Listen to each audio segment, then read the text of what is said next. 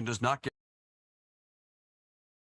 program. The Word on Wealth with Gary Quackenbush is sponsored by the Word on Wealth Radio Network. This is the Word on Wealth with Gary Quackenbush of GQ Law. Gary is a San Diego financial solutions attorney, protecting people like you. The Word on Wealth team of financial experts is here to answer your questions and help preserve your family's financial future. Now, you're live. Happy Wednesday, everybody. You know why my favorite day of the week is Wednesday, and that is because I get to have one of my friends on who's partnered with me in this show on Wednesdays. He comes from this huge, vast knowledge of real estate. Ken Pecus knows everything about real estate, everything. And you can prove it by calling 888-344-1170. We've got lines open on the show today. And Ken and I are taking calls on the air live, 888-344-1170. So we're welcoming to the show, Ken. Thanks for being here today, man. How are you? Thank you, sir. I am doing wonderful. I'm doing wonderful, actually. So that's great. How are you doing? I'm doing great. Yeah, it was yesterday I was in Las Vegas. I flew in the morning and flew back out in the evening, and that's kind of the way I do Las Vegas. I went there as it was a symposium for California Society of Tax Consultants, and so I basically go to see my people, my friends that I've had, being in leadership in that organization for like about 35 years now. So it's really it's interesting as a professional how you think, the longer I am in my career and the longer I associate with other people, it's like I realize that, some people just really become your really good friends. They know about your family. I know about theirs. So that's what I did yesterday. It was fun. So back today, back to being on the air and being with you. And I have a lot of questions for you. So I'm going to get started. But you guys, I want you to know, you listeners, that follow along, and I know so many of you said, hey, so next time we should ask Ken about this, and I say the easiest way to do that is call 888-344-1170 and ask on the air. In fact, I saw on my secretary's monitor just this morning, there's a little note on the bottom that says call show 888-344-1170, because people will call after the show and say, so I have a question for Ken. We're going to call during the show, or his phone number is, here it is, 619-977-8419. So I wanted, that's me. So let me specifically about being a good agent. And then I want for the second segment, I want to get into the consumer price index and inflation rates, and then the new announcements by the Fed. Again, my head is spinning with that stuff. It's like, I think, okay, we're good. And then it's like, oh, we're going to raise the rate 6 times in the next week. It's like, you can help us with that. So for follow up with last week, we were talking about agents, and we had a listener that was saying to you, like, well, my agent won't do what I say, and I want them to go in and do this, do an offer. And the agent says, that's a low ball. I can't do it. It's embarrassing. There's a bunch of different things like that. You're like, it's just too low. It's not in good faith, and I don't want to do it. And then your recommendation at the end, which I really loved, and I wrote down, it was make sure you get information from your agent, make sure that they can sell you on the concept of why that is way too low. And they should be, if they're good enough at selling your property, then they should be able to basically, quote, sell you on the idea of why they're coming up with the valuation and why what you want to sell it for is just buy it for is just way too low. So I wanted some comments from you on that as a follow-up to that.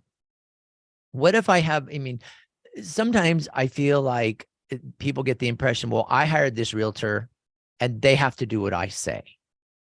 So I want you to comment on that first. Like, who's the, quote, boss in this thing, and how far does that go? Does that make sense?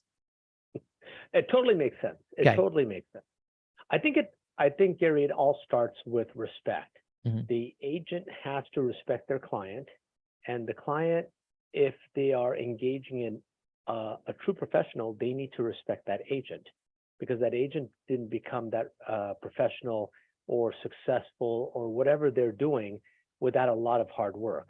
So I think mutual respect starts it off. Mhm. And if you don't have that mutual respect, maybe you really shouldn't be working with each other. And it might not be the agent's fault, and it might not be the client's fault. It might not just be a match. Okay. So when we talk about a boss employee relationship, I don't really see that in that terms. Certainly all my clients that I have, I absolutely see them as being the boss in my mind, because we're trying to accomplish their financial goals, but I don't actually think of them as saying they can tell me what to do. What I think of them as saying, I'm going to make recommendations. I'm going to share with you what I think is pertinent data that's going to help you make an informed decision, and hopefully is going to lead to a multitude of benefits, from financial to living to just plain old happiness. Mhm. And that collaboration is going to get you to the promised land. And for that, I'm representing you. And at the end of it, I will get paid by a commission.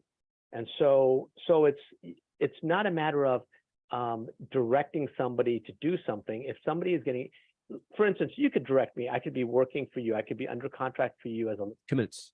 and I'm selling your property. Mhm. And you and I have a contract, but it's a dual contract. It's not a one-sided contract. It's not like an indentured servitude contract. Huh. It's a contract where I'm actually representing you under these conditions, and the listing that you take on a property outlines those conditions. It outlines broker conditions, and it outlines the client conditions. And Okay. on the reverse side, if I'm a buyer's agent, I can choose to use, a lot of buyers don't do it, but I can choose to use what they call a buyer broker agreement. And it gives clarity to the marketplace on what the responsibilities are. So the reality is if your client, if Gary, if you were asking me, we're involved in selling a property and we get an offer, and this offer comes, whatever, it just seems something really ridiculous. And you say, Ken, I want you to do this with that offer, or I want you to counter that offer this. Time in it. I will follow your direction, because ultimately you own the property. Mhm. But before we do that, I'll give you my feedback on how that could affect the long-term prognosis of what you're trying to accomplish. Okay. And so I appreciate you describing it that way, because I think this is really important. Somebody's going in and trying to find somebody to represent them. They want a really good real estate agent that's going to help them. They want to figure that out. And then they don't know, they almost feel like, well, this is a recommendation of a friend, I just have to go with them. And I'd never subscribe to that theory. I think you should interview agents and don't sign a contract right away to list. Interview an agent, get their feel. Do they, do you get along with them? Do you feel good about it? And if they do, then, consider hiring them. But don't just stop with one person. If you like the person, it's your money. It's a big deal, buying or selling. You got to like your agent. And we got Ken Pecus, who I like very much, on this show. We're going to be back in a second. We're going to keep talking a little bit how to choose a really great agent here on the Word on Wealth.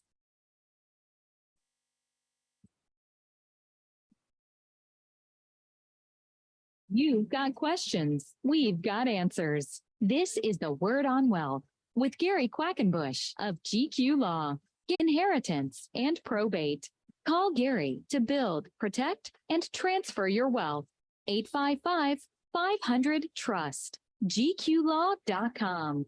You're saving and investing for the future, and that's good. Have you ever stopped to think, where does my money actually go? This is faith-based investing. Christian families don't understand this one thing. The money that you're saving for retirement helps fund the abortion industry as well as other liberal anti-family causes. It's the sad, dirty little secret of American investing world. And here's the good news, though. You probably also didn't know that just a few minutes of your time and we'll screen and clean your investments for you. There's no cost, no obligation. Learn the truth about your own investment mix. Then the choice is yours. Remember, the word says when God's money is in the hands of the righteous, the people rejoice. Well, we also are fiduciary investment advisor representatives. That means that our firm, a copy of my book, Faith-Based Investing, or call me at 931-RETIRED. And please don't forget, listen to Faith-Based Investing this weekend right here on Family Talk. Gary, our listeners are asking about trust disputes and the inheritance they're expecting.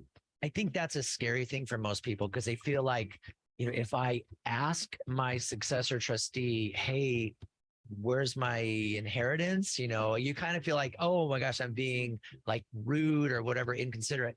But I'm telling you, if time goes on, if it's been like 60 days, 90 days, you know, 120 days, that's too long to have heard nothing. You're supposed to hear fairly soon, like within a couple of months after someone's passed, you should be hearing from that successor trustee. And if you're not, I think there's an issue we need to address. So it's not like we're going to go screaming in there, filing lawsuits. We kind of use gentle nudges like, hey, do you know what you're doing?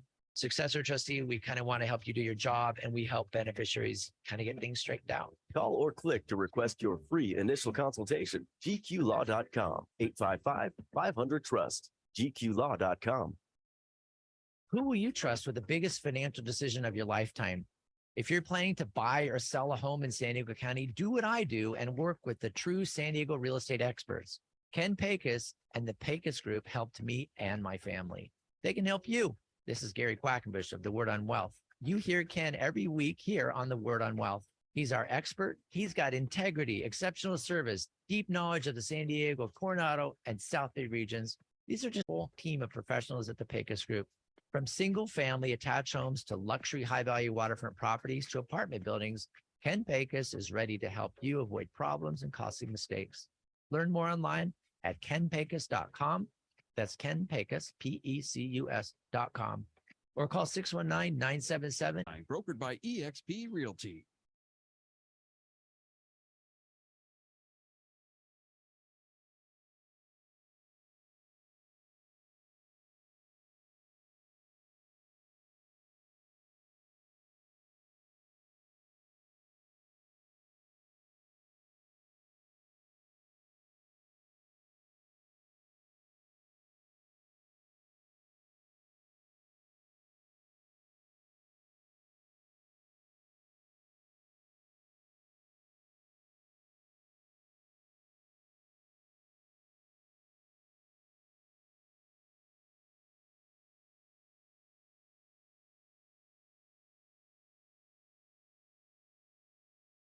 You're not alone. You need. Call Gary and the team at GQ Law, 855-500-TRUST, or go online and download Gary's free ebooks and videos. Read Gary's blogs. Call or click to request your free consultation or to talk with a member of the GQ team. That's GQLaw.com, 855-500-TRUST.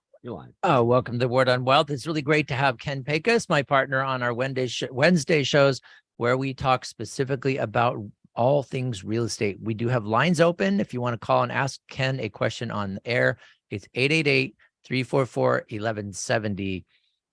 We're talking about how to make sure that you have the right agent for you, the right real estate expert to help you out. And a lot of it has to do, in my opinion, and Ken is confirming that, is whether you like the person. You know, talk to multiples. I've done that before, and somebody that I thought I would really, really like, I did the interview and I thought, oh, that's really nice. This person is, it seems like they'll do a good job, experience. Talk to another person, and I went, wow, what a difference. The other one had experience and integrity, and they're, you know, but then this other person had better ideas, better explanations on how to establish value, better explanations on what to expect. And to me, it was like, it was a big world of difference. And I'm glad that we, you know, quote, shopped for agents and ended up ultimately with Ken, which was fantastic. And I have never looked back on that decision with any regret at all.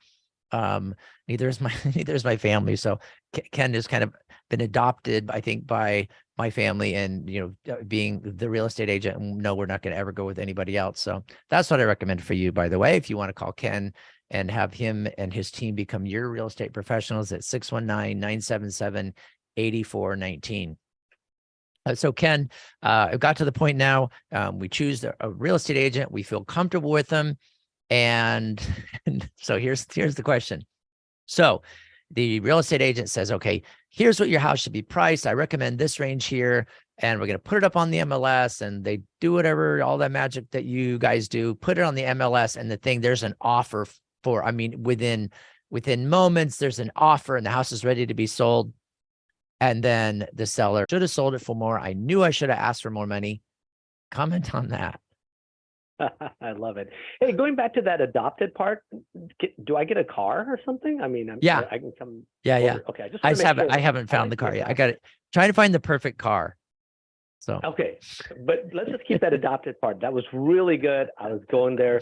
I like that. All right. All right. So let's get back on track. Maybe in Hawaii in October, and we'll go to Smokey's house.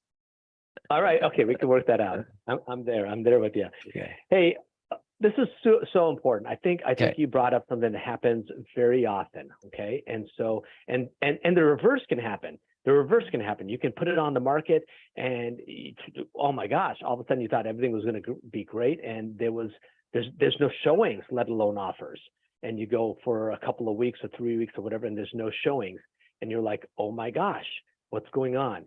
And there's one really good way to avoid both those scenarios. And so I in the previous part, I said, it starts with respect. Well, then from respect, it continues with communication. Now, when I say communication, I'm actually talking about a very reasonable meeting of the minds. I'm not talking about, hey, I'm available for you 24/7. Call me at 2 a.m. in the morning and I'll answer my phone. I'm not talking about that. I'm not talking about, I called and left a message and you didn't call me back in 5 minutes. I'm not talking about that. Because there's some people that said that, and you have to understand, if you're doing your homework and you're getting a really good real estate agent, and there are a lot of very, very highly qualified real estate agents out there, and all that advice you just gave, Gary, about talking and understanding and searching is great advice, because I know a lot of really great real estate agents that if I went on the market, I want somebody to refer to me. I mean, I love the promo I get, but you as a marketplace, you have to understand there's a lot of quality people. You just have to search them out. And so the next step you do to avoid what you had just described is you have to communicate. And when I say you have to communicate, nobody should be surprised that an offer came in 4 minutes after putting it on the market. In fact, that should have been a set expectation when you decided on what the price is. Because if an agent is going to come in and explain to you and show you the comps, show you the market data, explain what's going on, they should be able to explain to you, now we're pricing in a certain way that I think we're going to get immediate activity. And we're doing that on purpose, because the reason you want immediate activity is because as soon as one person wants the house, 10 more people want the house because that one person wanted that house. And so it's a strategy, Mr. and Mrs. Client, that we're taking on, or Mr. and Mrs. Seller, and we're pricing it what I consider to be slightly below what possibly is market value.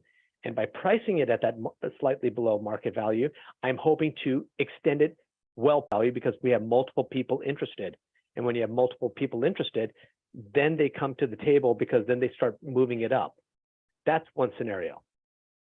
A second scenario is where we say, look, this property is not going to appeal to everybody. It's just not. This is more of a user property, a specific user style property. And so you can price it lower or do any of that stuff all day long, but that's not really helping you, because the person that's going to pay for this property will pay you for the property. It's just going to be tough to find that person. And because of that, we might not get showings right away. It might take a week or two, or we might just get one showing every 3 weeks. And what you're doing as an agent, if you're a competent agent, you're studying and you're communicating with your client, is you kind of you're setting the expectation of what might happen. There's also the I'm just gonna, hey, you know what? There's no comps for this at all. there's no nothing near your house is sold in 2 years. It could be there. It could be. I've seen some really interesting. Hey, I've seen some really interesting properties right here in the city. Really? And yeah, you can't. You're like, well, nothing like. And then you set it free onto the market, and as an agent, until you have a chance to sell it. And sometimes that's a situation. It comes back, and you get a lot of people and go, wow, I guess they do really like this. And as an agent, you have to be willing to not have known something. You have to have that humility to say that, you use your best professional judgment and you can go, but the market is unpredictable. People are unpredictable in what sometimes they do. But I don't know if did that hit about if you get too many offers right away? Yeah. Because if you don't have that communication, and if you just allow the agent to sell, hey, I'm going to price this property at whatever, and there was no justification made leading up in the numbers, that situation could come up all the time, because then if the agent never talked to the seller and asked them what their expectations were, Right. they'll never know that the seller's expectations were, 50,000 more. Well, and I think, Ken, I think all of this really has to do with I call it effort. That's kind of my thing recently. It's like effort reward, things are rewarded with effort, right? And it's like, how much effort is your agent willing to put in to A, help you understand what's going on, B, help you understand why they're doing everything they're doing. If they're not willing to put in the effort, if there's a little bit of like, I've already explained this, man, or, just trust me on this. One of the things, and my son's now 40 years old, but the one thing he used to say that was an immediate, and I told him, I said, all I'm telling you is when you say, Dad, trust me, as soon as you say that, immediately my radar goes off and goes, dee, dee, dee, I'm being lied to. There's something wrong here. Don't ever tell me, trust me. Because as soon as you have to say that to me, then I think there's something funky. And I mean, that's just my thing. And I don't even like say like, well, I'm the expert. Trust me on this. Trust my judgment. It's like, no way in heck I'm going to trust your judgment. I mean, I may turn it over to you and say, okay, fine, just whatever, do whatever. I don't care. But I think for the most part, any professional that you hire, especially like your attorney and your real estate professional, is that they have to have the ability to explain it.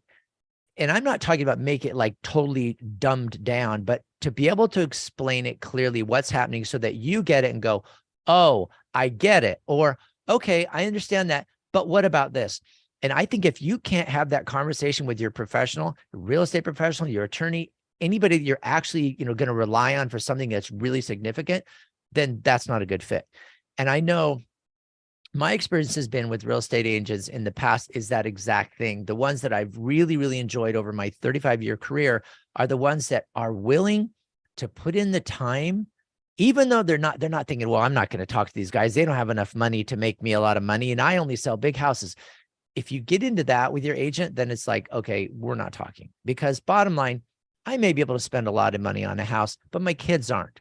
And I want an agent that's going to help me, and I've got the money to do bigger things, but I want that same agent to treat my kids with just as much respect when they come in and they're saying, well, actually, I've only got $40,000 down. And for the agent to say, that's awesome, let's figure this out, instead of like, too bad you don't have 400, And I just think a lot of it, if your professional is willing to put in the effort and you feel that they're honestly going to be able to explain things, that's the agent that I would hire. That's my opinion. 100%. I have multiple sets of families where I have sold a property for the grandparents, the parents, the child, and the grandchild.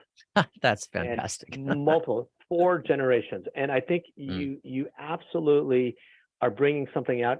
And you're right, Gary, it's not even just real estate. It's everything. It's because it's the relationship. And it goes back to those 2 words, respect and communicate. So if you're a person that's having a challenge with your agent, or you don't feel like the agent is doing something, whatever, I strongly, strongly recommend you call the agent and you say, hey, John, let's come over to the house, or I'll come to the office. I want to talk over some issues, and try to communicate first. Yes. The communication could be there if you just stimulate it. Yes. And don't call your lawyer. Absolutely not. You're under contract. They're under contract with you. You're with your real estate agent. Talk to them and try to work through it. Big subscriber of that theory, because it's like, it doesn't really matter what your home sells for or what you end up buying for. Ultimately, It is what it is. You just have to be satisfied with the purchase or sale. And the only way you're going to do that is you have to trust your agent. I don't care if you think you could have sold it for more or less. It doesn't matter. You have to trust the people that you're hiring. That's the bottom line, or you're going to be miserable. So we are talking with Ken Pecus. His number is 619-977-8419. He is the founder of the Pecus Group at eXp Realty. We love Ken. We've got him on the air, and we've got him right to the top of the hour when we get back. We're going to talk about consumer price index and all these Fed fund things coming up next on the Word on Wealth.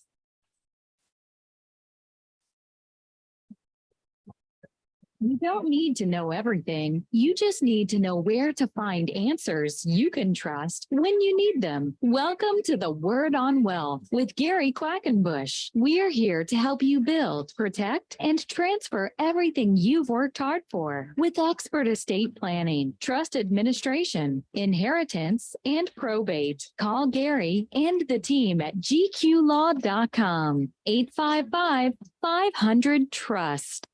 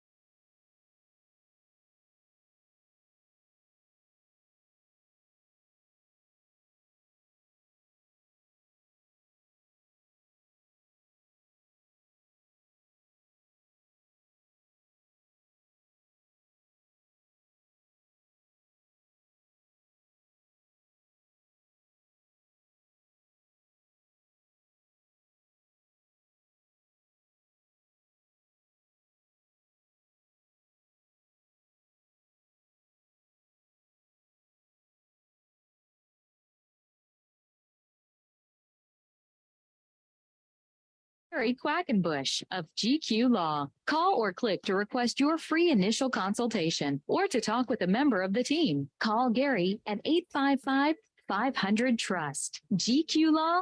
Live. All right, welcome to Word on Wealth. Happy Wednesday. It is Real Estate Wednesday. Real Estate Wednesday with Ken Pecus, founder of the Pecus Group. It just sounds good. It does. Founder. Which found, but I would go further and I would say, of course, I don't know if your group would like that, but foundation of the Pecus Group. I think would be appropriate, but I don't know if it's good for marketing. I think they would accept that. You think they would? Yes, I definitely think they would accept that. Because foundation, man, fix this, my friend. So to call the foundation of the Pecus Group, 619-977-8419. Ken answers his phone. I will prove it to you. Just call his phone. He's a good man. And if you forget his number, it doesn't matter. You can call me. Everybody in my office has his number. So easy peasy. All right.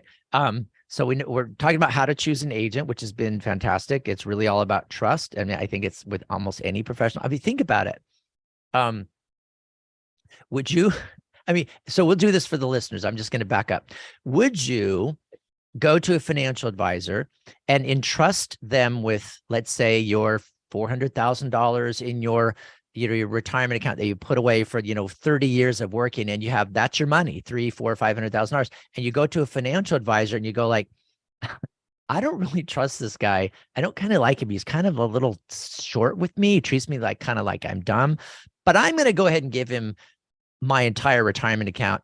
And I just think he's going to do okay. I mean, people are going like, Gary, that's a stupid thing to even think about. Well, but are we going to do the same thing with like, okay, I pay a lot of money for it. I'm going to have a mortgage on it. I'm going to sell it. I'm going to need that money for another house. I'm going to sell it. I'm going to need that money for retirement.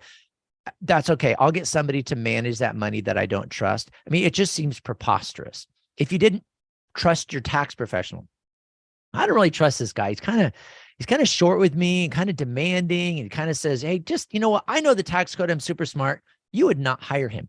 Then why do we go with a real estate agent that the first thing they do is annoy you? And I will tell you, and this is just came to my mind. I dealt with an agent once. She was so rude and so aggressive, and that's why this guy hired. It was the buyer's agent for a home that I sold. She was so rude and so aggressive, and I guess the buyer thought, well, I'm going to use this really rude and aggressive salesperson because we're going to get a lot of mileage out of it. And all I did as a seller, I dug my heels in so deep. I went, there's no freaking way I'm going to be bossed around and pushed around, with this aggressive person, because it makes me not trust you. Talk to me, sell me on the concept, but for crying out loud, don't try to push me around, and don't be like, hey, Lord, that I sent you guys a DocuSign 3 days ago. Where the heck is that thing? It's like, don't do that to me. Don't bark at me, because when somebody barks, I just kind of like go, I don't like barking. So your agent shouldn't be doing that. And you shouldn't. It's just like, sometimes you don't have a choice on the buyer's agent if you're selling. But anyway, all right. But sorry about that. Okay, so guys, we need to get into some numbers. Came out, was it yesterday? And Ken gets numbers and then starts to run his math stuff and goes, oh, okay, here's what we need to do. So talk to us about consumer price index, and then the Fed's coming out with their announcements, which every time they come out, I go, oh my gosh, now what? But because I don't quite get it. Help us understand that. All right, we got so many numbers, and in truth, all the numbers I have for you are really, really good and should make you happy. So Nice. Let's start with that. All right. So I'm feeling good already. today, I trust you, Ken. Yeah. I trust you. Trust me, Gary. These numbers are good. Well, see, I didn't say trust me, Gary. I know, because you don't. I know you will never say that. Well, the numbers are very good, Okay. at least taken in a snapshot in a moment of time. So today, as expected, the Fed Reserve decided to forego any rate increase today. So that's a good thing. So there's no rate increase today, but they are a very hawkish Fed right now, and so they did something that was very hawkish. And instead of just leaving it at that, we're going to not have a rate increase, and we're just going to see how the data plays out over the next 4 weeks, and how the next inflation and how our previous 10 raises are, affecting the government. I mean, the economy. They came out and said, but no raise today, but do expect at least 2 more before the end of the year.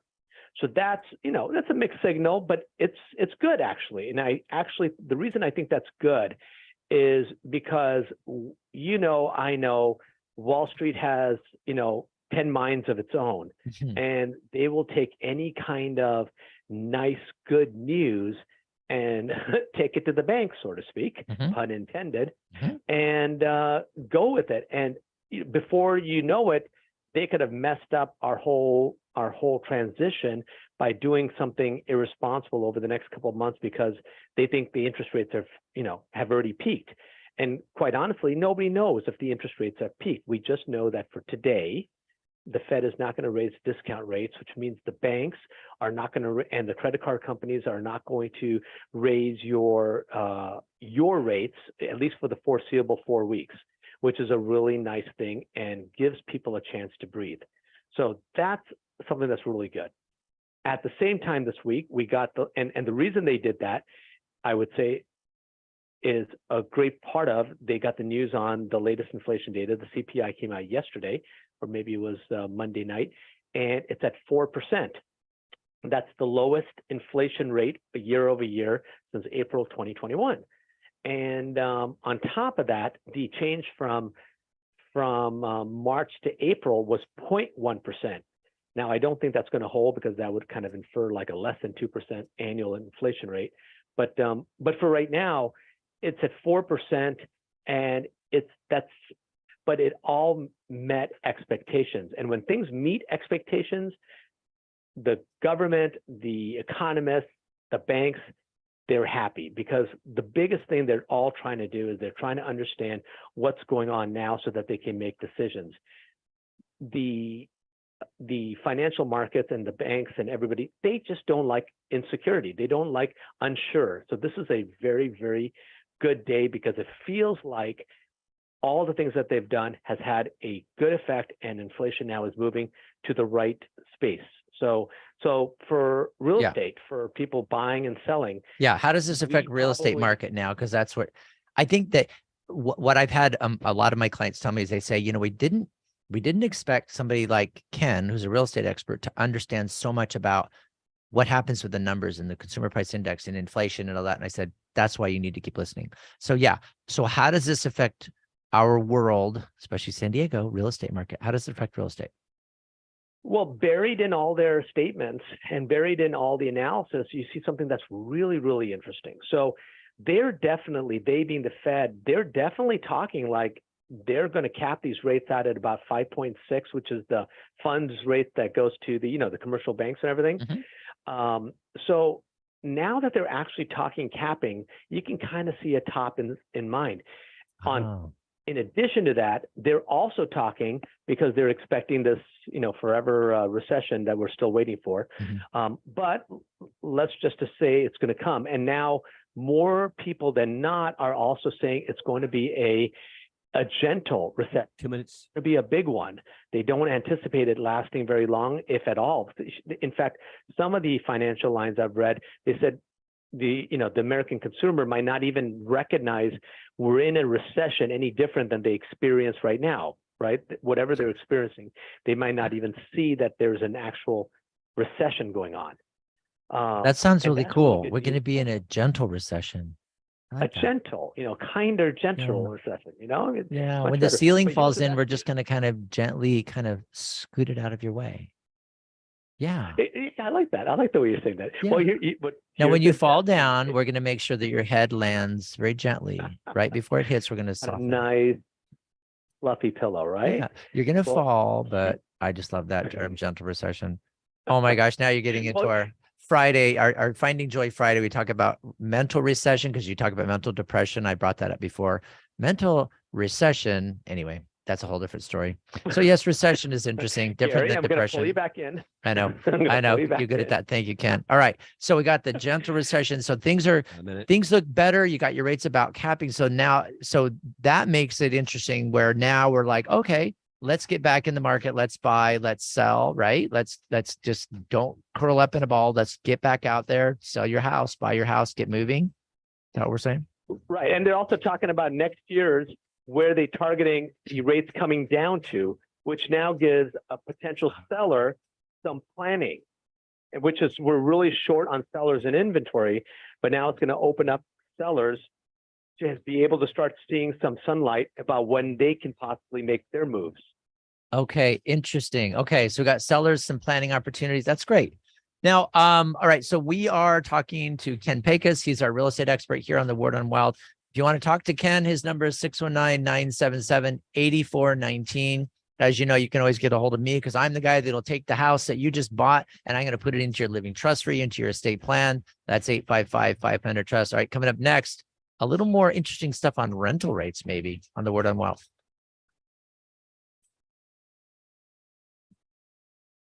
You've got questions. We've got answers. This is the Word on Wealth with Gary Quackenbush of GQ Law. Gary's here to give you peace of mind with expert estate planning, trust administration, inheritance, and probate. Call Gary to build, protect, and transfer your wealth. 855-500-TRUST. GQlaw.com. Gary, how do you and your team help our listeners avoid probate? Well, first of all, probate is a process that involves attorneys, judges, and sometimes contesting parties. And so we try to avoid probate at pretty much all costs. The way we do that is setting up living trusts, setting up properly documented wills, putting the property like houses, cars, bank accounts in that trust so that it avoids probate. Probate is only necessary if the estate plan isn't set up quite right. So we help them get it set up right. And mainly that's done through a properly created living trust. Call Gary and the team at GQ Law, 855-500-TRUST, or go online and download Gary's free ebooks and videos. Read Gary's blogs. Call or click to request your free initial consultation. That's gqlaw.com, 855-500-TRUST. Dave.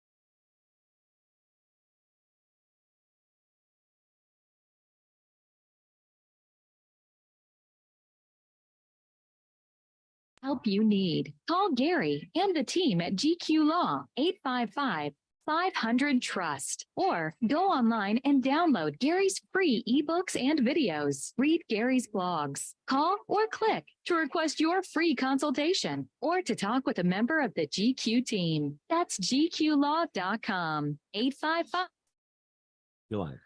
You're listening to Word on Wealth. This is Wednesday, our real estate day with Ken Pecus, founder and foundation of the Pecus Group at eXp Realty. You got his number written down, 619-977-8419. All right, Ken, ask you a question here. We were talking about prices and talking about the feds coming in and doing predicting maybe a gentle recession if there is one, and they're not going to raise the rates now, but they will later and all that stuff. But you always make predictions when there's some dramatic news that came out. And I remember you, so I want you to talk about median prices a little bit. Okay, so Gary, I don't say trust me, but boy, do I love to say I told you so. Okay. Kind of in a gentle way, okay? So, got it, okay. All right, so on past shows, we've talked about, how the Union Tribune had put on these big things about the median price having dropped. It dropped $100,000, and everybody was thinking, wow, I lost all this money, or, and we had to kind of go through and an explanation of the median price. We don't look at the median price. We use the Case-Shiller, which is a much better indication of where appreciation and depreciation really is, because median price only represents half of the properties above, half of the properties below, and here's where that median price is. So, and I think we got it through to a lot of people, and I'm constantly doing it. But yesterday, it might have been the day before, San Diego's latest median price came out. And I don't know if you saw that, but the latest median price in San Diego just hit $930,000. Whoa. And yeah, whoa. Remember when we just talked about it a month or two ago? And well, maybe it was 2 months ago, whatever. Yeah. And the median price had dropped from $850 to $750, and they were doing TV shows and everything saying, you might be just a little poorer today because if you bought a property, your property's worth, and like, oh my gosh, I can't believe. Well, for the same reason you weren't worth $100,000 less, guess what? You're not worth $200,000 more than you were 3 months ago. Yeah. It's the median price. And I just want to let you, it's a supply demand issue. Yeah. It's a factor of what's going on in the market. And so if that is not something to just convince you that, okay, let's not pay attention to that. It might make you feel good if you own property, but the median price just came out at $930. Okay. It does not. Okay. It does not make me feel good. And this is why I have sitting in front of me, because I do trust administration all day. And it's like people buy and sell their homes. And I've got, and we get these notifications from the county assessors saying, escape assessment. Guess what? That property was worth more than you thought, So yeah, when the median price comes out at 930, and you can bet your bottom dollar that the county assessor's going, I like this new number. Let's look around and see. Oh yeah, Mr. Quackenbush, your property has increased in value by $100,000 last month. And here's your new tax assessment. Congratulations, you're richer and you owe us more money. But it's like people get excited about their houses going up in value. And unless you're selling, that's not a fun thing, because the property tax assessments, they can ratchet up. And believe me, with Prop 13, they're going to, because they're not going to miss a year and go, oh, well, we can only do 1.3. Anyway. So thank you very much. So I can look at my portfolio now and I go, I'm worth more money. So I can go shopping now. And then when Cheryl goes, Gary, we're not worth anything more. We're living in this house. This is not a retirement account. The house is worth nothing in our portfolio. I go, well, it's true, but Ken says it's worth more. We're not selling. We live here. I couldn't let this moment go by without talking about that. I love that. Because it's true. I mean, because it was a couple of months ago, you sent me the article, and it's like so many people. And I mean, and I even am talking to people constantly, how much is your house worth? Just approximately. Don't give me a number. I really don't know. Maybe 932,642 as of yesterday. I go, oh, I'm guessing. But it was like so many people get, the prices are, they're just dropping. So I'm just going to move to Houston. I go, what? Why? Yeah. And what is your motivation? Because the house values here dropped. What was your house worth 3 years ago? Oh, yeah. Well, there's that. It just, I don't know. It's just funny. I always tell people, like, I know I'm digressing again. Who cares what your house is worth? If you're not buying and selling, it doesn't matter. But that's why we have you, because this is your thing, right? Okay. So you told us so. We're just giving numbers to make you. It's super important to understand the overall market, and you don't have to go into the detailed economist stuff. You can look at the things. So, which is why I want to bring out rents, because the favorite thing is, and I get it makes stories. So the Union Tribune just ran a 22-year history of average rent in San Diego, because San Diego's rents hit an all-time high. And so instead of saying San Diego's rents hit an all-time high, they did something which I think was very good. And they did the average rent of every year going back to like 2001. And so I was able to see. So just so you know, in San Diego County, this is San Diego County and how they calculate the average rent, not the median rent, the average rent is $2,418. Okay, they have a complicated system, but the key on that is, like Case-Shiller, they use the same constants every year, so you can kind of rely that that's getting pretty close. They use newer construction, apartment buildings, 2 bedrooms, things like that. So so for 2023, the average rent is $2,418. So me being a numbers guy, of course, I looked down and I said, so what was the average rent in 2001? Because it had it there. And so it was $1,217. And so what they're trying to show is that, oh my God, the average rents in San Diego have doubled, more than doubled. This is huge. And they're showing the percentages. And I look at that and immediately I go, that's not so bad for 20 years, 22 years. That's doubled. That's not too bad.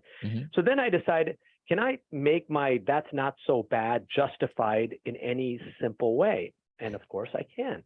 So what I decided to do was compare minimum wages, because, when you talk about an oh my average gosh. rent, Okay. You're stepping in it. Go for it. I am. So when you talk about average rent, often when I was out of school and I got my first job, I would get 2 roommates and we would pool our money together and live all together. So what was minimum wage in 2001? Well, minimum wage in 2000, I should not say 2001, but 2003. That's, I misspoke. I was going 20 years. So average rent in 2003 was $1,217, just so you know. Okay. So minimum wage in 2003 was $6.75 an hour. So I pulled up, what is minimum wage today? Minimum wage today in San Diego County, and these are all San Diego County only, it's $16.30.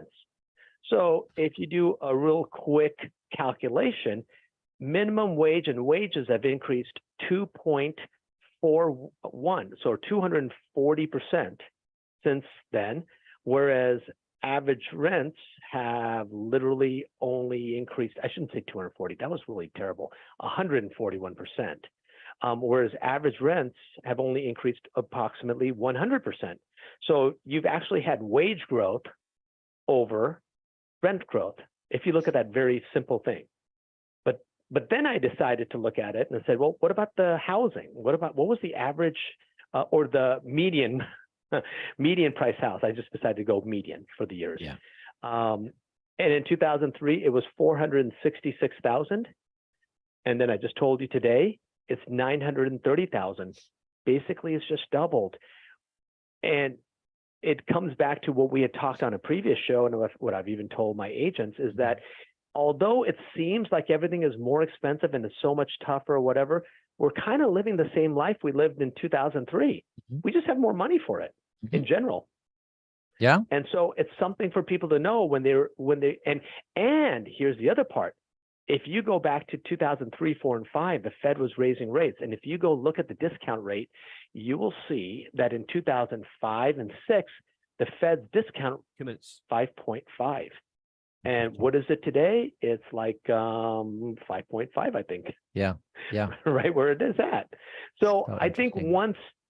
once you stop thinking about the world and the economy is against you and you can't do anything, whatever, and you realize you're almost in the same situation as you were 20 years ago, in my world, that just motivates me to keep on, kicking butt, keep on trying to do stuff. And okay, this is not harder now. This just means I have to find a different way to go about it.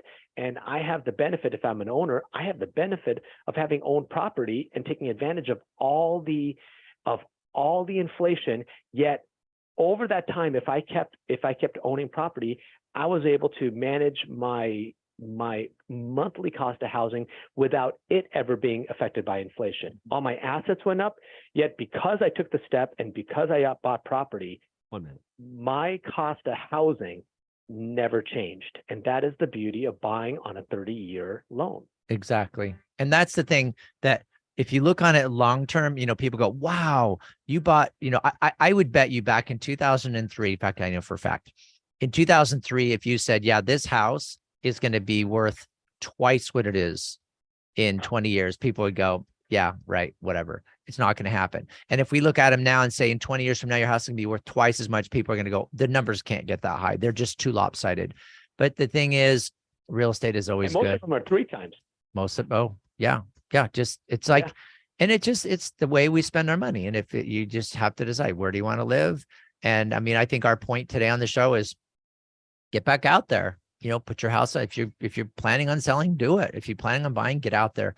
And I recommend you call Ken and his team to do that. 619-977-8419. Ken, as always, this has been a blast. I love Wednesdays because I get to be on the air with you. And I hope you have a great rest of your day, everybody. Talk to you tomorrow here on the Word on Well. Thanks, Ken. Talk to you later.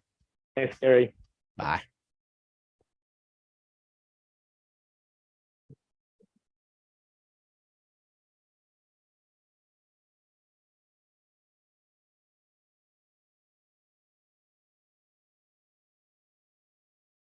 Tell a friend about the Word on Wealth, featured since 1995, with financial solutions attorney Gary Quackenbush, an expert in estate planning, wills and trusts, and tax problem solving. Gary is past president of the California Society of Tax Consultants. Reach out to us. The Word on Wealth team of financial experts is here to answer your questions and help preserve your family's financial future. The information you hear on the Word on Wealth is for general information purposes only. This program discusses general financial and legal topics. Seek legal advice from a competent lawyer for your individual legal needs. The opinions expressed here do not necessarily represent the views of Salem Media Group or its sponsors, though. Thanks, Gary.